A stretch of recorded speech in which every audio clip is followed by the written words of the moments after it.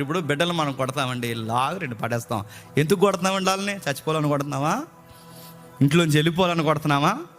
ముఖం ఇంకెప్పుడు చూపించకూడదని కొడుతున్నావా? ఎందుకు కొడుతున్నావు?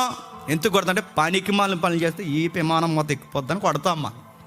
అంటే ఇలాంటి పనులు నువ్వు ఎలా చేసుకుంటూ పోతే రేపు పొద్దున్న సొసైటీకి దుర్మార్గుడిగా బతుకుతావురా సన్నాసి కానీ కొడతామండి. ఇలాగే ఉంటే రేపు పొద్దున్న ఇంటికి సీడవుతావు, ఊరికి సీడవుతావు, ఈదికి సీడవుతావు. నిన్ను కన్నందుకు నిన్ను అనరు, మమ్మల్ని కూడా అంటారు. చివరికి మాకు భారం అవుతావు, నీకు భారం అవుతావు, సొసైటీకి పనికిరాని వ్యక్తి అవుతావు అని ఏం చేస్తావు అంటే కొడతాం.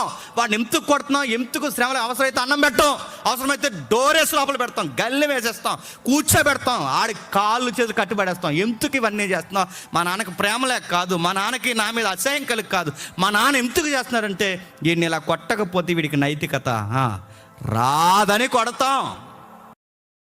Download ShareChat.